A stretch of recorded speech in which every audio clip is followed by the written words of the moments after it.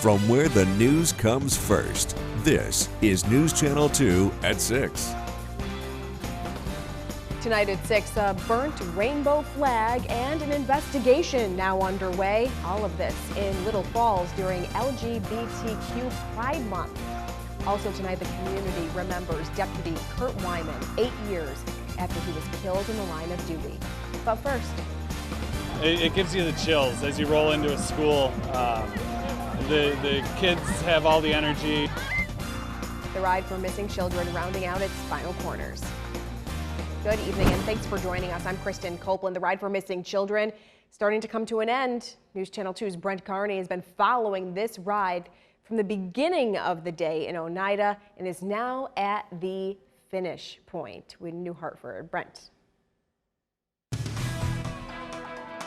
Good evening, Kristen. It has been a long, exciting, and emotional journey as these nearly 500 riders are now rounding the last final corners of their 80-mile journey, where they will end right over here at the New Hartford Recreational Center.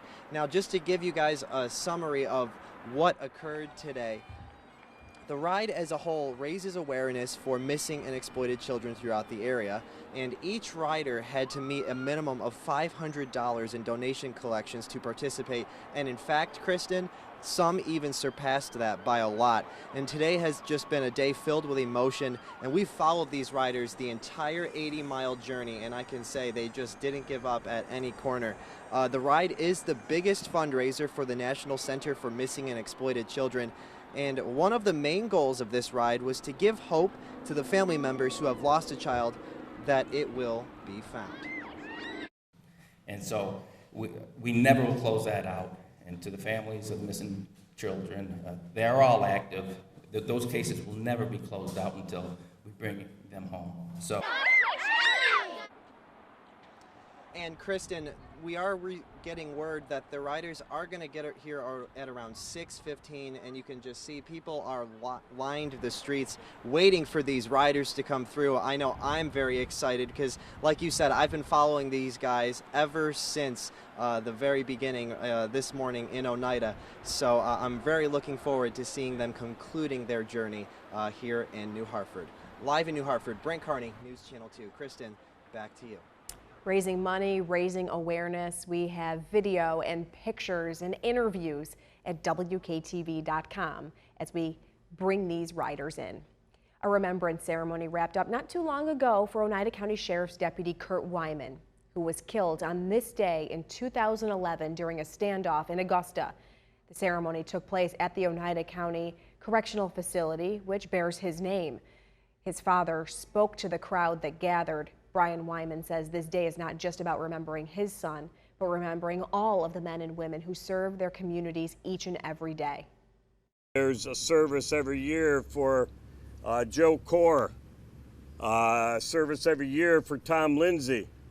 You know, we just, within a week and a half ago, we honored a man that fought a valiant fight, member of this sheriff's department, Wayne. Chief of the fire department, a man with dignity that fought a courageous battle with cancer. He deserves honor. He deserves our respect. Certainly the darkest day in my law enforcement career, and you know, it's just a very sad and tragic event, and like I said, it's just that was a horrible day, but again, like I said, we will never forget the sacrifice that Deputy Wyman made that day. Deputy Wyman was just 24 years old when he was killed. Puerto Rico is still severely damaged from Hurricane Maria that passed through nearly 2 years ago. Now, to raise awareness for the struggling communities in Puerto Rico, the annual Puerto Rican flag raising ceremony was held at Rome City Hall. This year, the family of local Reverend Maritza Perez had the honor of raising the flag as members of the Rome community. Rome is such a historical place. You know, they play the Legion, the ward, and raising up the flag. This is the second time, and Mayor Iso is being so proactive for this that I'm so appreciated. I cry just to see my flag here. The Reverend hopes to raise funds for the citizens of Puerto Rico and says they should continue to be in our prayers as the recovery from the storms continues. Getting you back to the Weather Center and Chief Meteorologist, I'm promoting you, Reed. Meteorologist Reed Kisselback. Yeah, well, it's a gorgeous day outside for us here. Definitely a good one for the ride for missing children. Plenty of sunshine throughout the day. Heading into the night tonight, looking just as nice. And check out the temperatures we have outside. Still in the mid to upper 70s, 78 in Louisville, 76 in Westmoreland and New Hartford. Cooperstown at 76, Canevis as well, 78 for us here in Oneonta. And if you haven't had the chance to go outside just yet, by all means, definitely try to go for it. Weather headlines, beautiful for us for this evening. We're going to be seeing clearing skies for the night tonight, mostly clear for us. And we are looking at pleasant weather ahead for us as we start to head towards the weekend. For this evening, though, temperatures looking to drop down into the 70s, low 70s with plenty of sunshine. And for the night tonight, we are looking at clear skies with a low of around 48 degrees.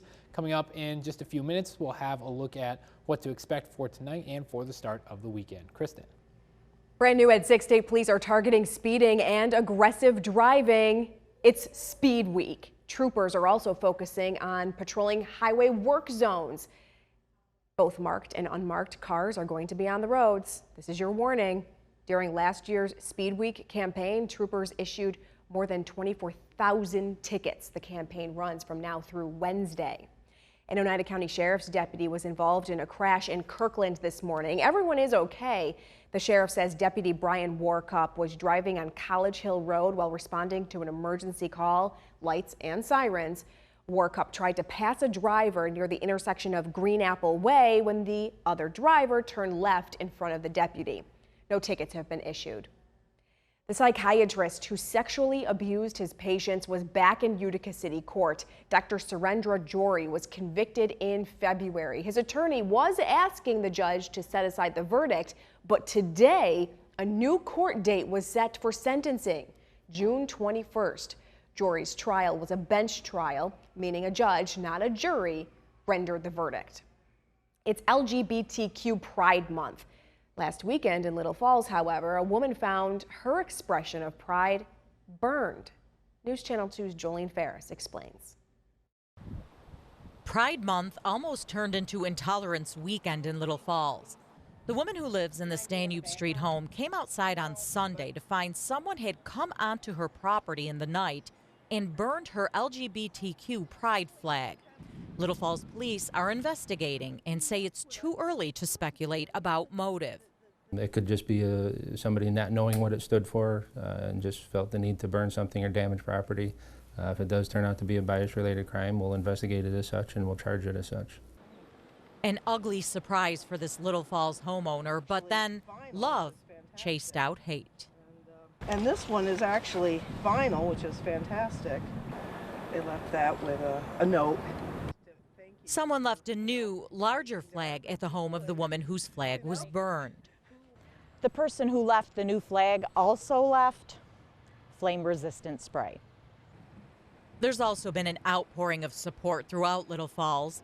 This homeowner is focusing on that. There are good people and Jolene Ferris reporting. The Utica mayoral race is heating up with the primary 2 weeks away, and we're hearing from the two Democratic candidates in the race. One last report from the Ride for Missing Children. We check in with Brent Carney live in New Hartford. Coming up. Going to be a great night to fire up the grill and use it. In fact, the weekend's going to be looking pretty good as well. We'll have a look at your forecast coming up next. You're watching News Channel 2 at 6. From Central New York's most dependable weather team, here's meteorologist Reed Kisselback. Welcome back, everybody. A gorgeous day outside for us, and heading into the evening, things are looking to stay just as nice outside. So if you haven't had the chance to head out yet, by all means, go for it. You're taking a live look at our Carbone Auto Group Tower Cam. Still a few clouds here or there, but for the most part, plenty of sunshine. And with that in mind, we will take a look at your mowing forecast, if this does take the second to load here. The next few days, including tonight, Saturday and Sunday, looking very favorable for you to go out and mow the lawn. So by all means, out of the next few days, that pick time is yours. And out in Cooperstown, too, you can see a lot of activity going on, especially a lot of parked cars, as it is a gorgeous evening ahead for us. Temperature 77 degrees, west wind of 12 miles an hour. Plenty of sunshine right now at Griffiths Airport, and we'll take a look at the weekend planner for you as well. Temperatures across the board looking to be in the upper 70s, low 80s, and plenty of sunshine as well. So definitely by all means go outside, enjoy this weekend. We're free from the rain, and here's the reason why.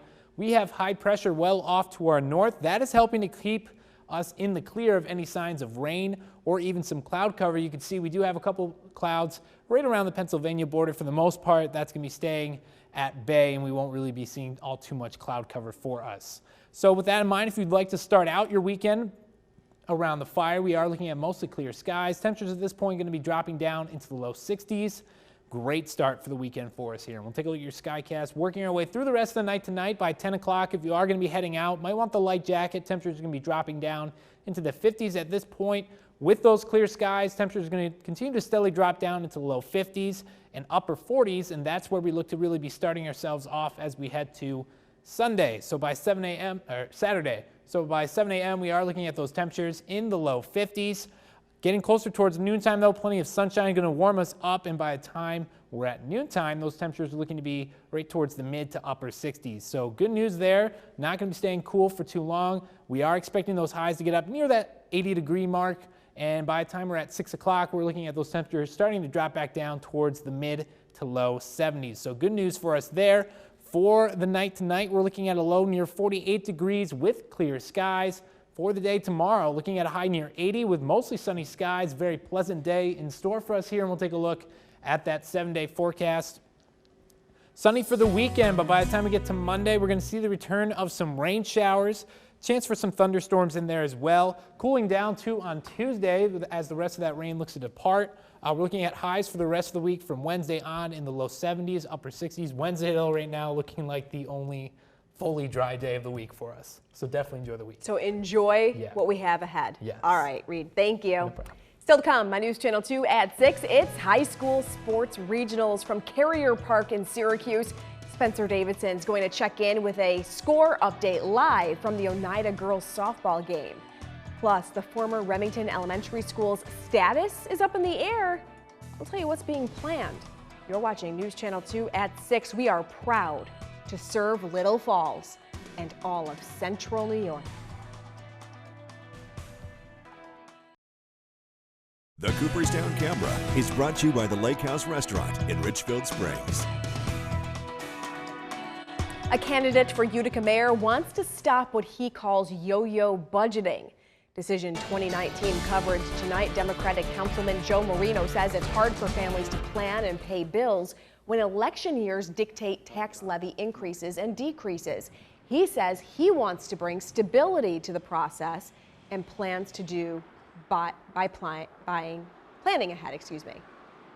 This is actually putting a tax levy out for multiple years so people can prepare their houses. So you don't get these yo-yo budgets, 8% one year, 0% the next when someone's running for office. The people of the city, myself, my family, other families out there, we can't wait for an election year to have tax relief.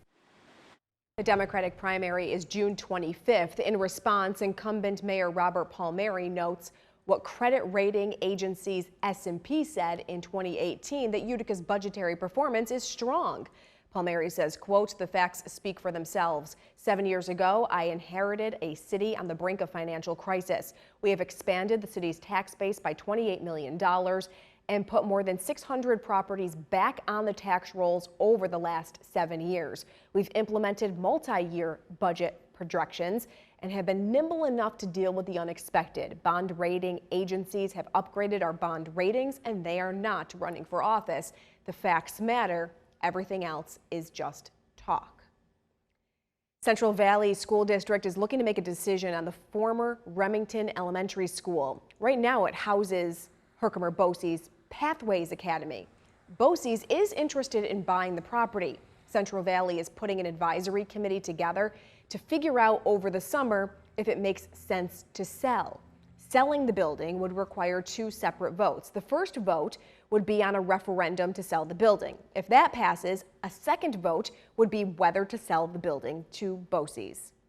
Sports tonight, we have Spencer live in Syracuse with an update on the Oneida girls softball game. It's regionals.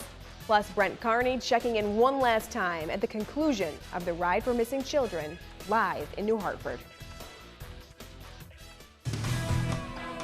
Good evening, everybody. Spencer Davidson here live at Carrier Park in East Syracuse for the New York State Regional Finals as the Oneida Indians are taking on the Waverly Wolverines from Section 4 in the regional final. Now, this game started at 5:30, and right now we are in the middle of the fourth inning.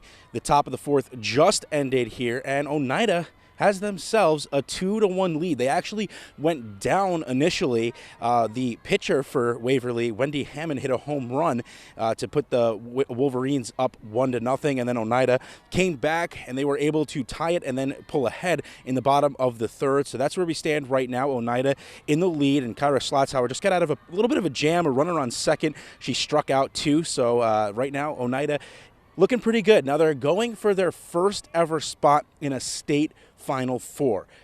They have never been able to get past the regional round in program history, so definitely a lot on the line here, and right now they're in pretty good shape to do that as long as they keep going. Also, Oneida looking for a bit of, Oneida also came into this one with a little bit of history as well. 20-game winning streak for the Indians as they come in, and they're ranked number 2 in the state as we speak, so certainly been a great season for Oneida. They're looking to keep it going. If they win, they're going to either take on Section 6's Eden or Section 5's Waterloo next week in the state semifinals. We don't want to, of course, get too far ahead of ourselves, but you never know. So that's who they will be facing, and we'll keep you updated on that. In addition to Oneida playing in the softball regionals, we also have 2 local teams playing in the baseball regionals. In Class A tomorrow, Whitesboro will face Ballston Spa, the Section 2 champion. That'll be at Shuttleworth Park in Amsterdam at 12:30. The Warriors looking for a return to the state Final Four after falling there in 2017, hoping to get past that and into the state final game. In Class C, it'll be Cooperstown squaring off with Section 4's Tioga at NYSEG Stadium in Binghamton at 11 a.m. And so that will be taking place tomorrow as the regional round has begun in spring sports here. So again, right now, Oneida right behind me is up to start the bottom half of the fourth, again up 2-1. I will have a complete wrap-up from tonight's game, including highlights and hopefully a big Oneida win to send them into history tonight at 11. That'll do it for me here in Carrier Park in East Syracuse on a gorgeous day for softball. News Channel 2 at 6. We'll wrap up after the break.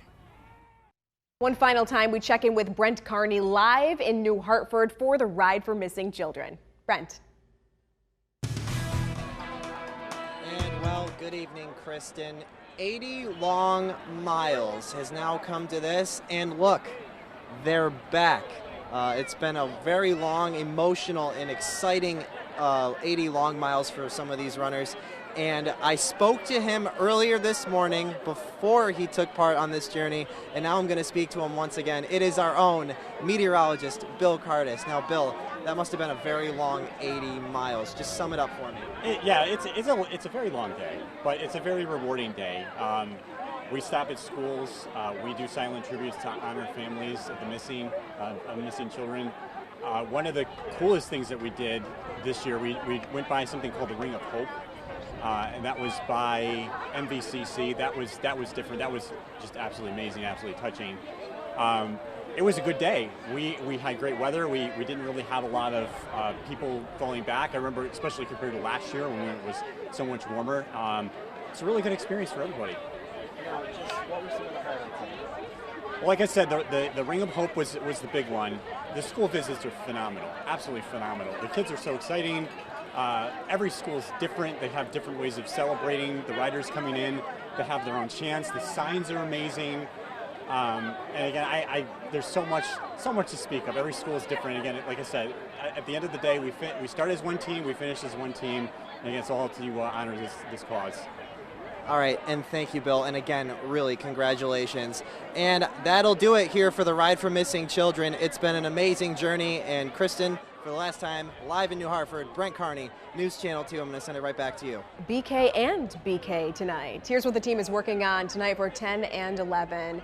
Run for the Fallen in Clinton. We'll have the details on the event that honors those who served. Also, we'll get you ready for the weekend and see what events are taking place that you can be a part of. And the weather's going to be beautiful. Exactly right. It's going to be a beautiful weekend for us here. We're going to talk about for the night tonight, though, looking at clear skies. Temperatures going to be dropping down into low 50s and upper 40s overnight. So definitely enjoy the evening tonight, but also enjoy the weekend. We'll have the latest on that weekend forecast coming up tonight at 10 and 11. That will do it for News Channel 2 at 6. Have a great weekend.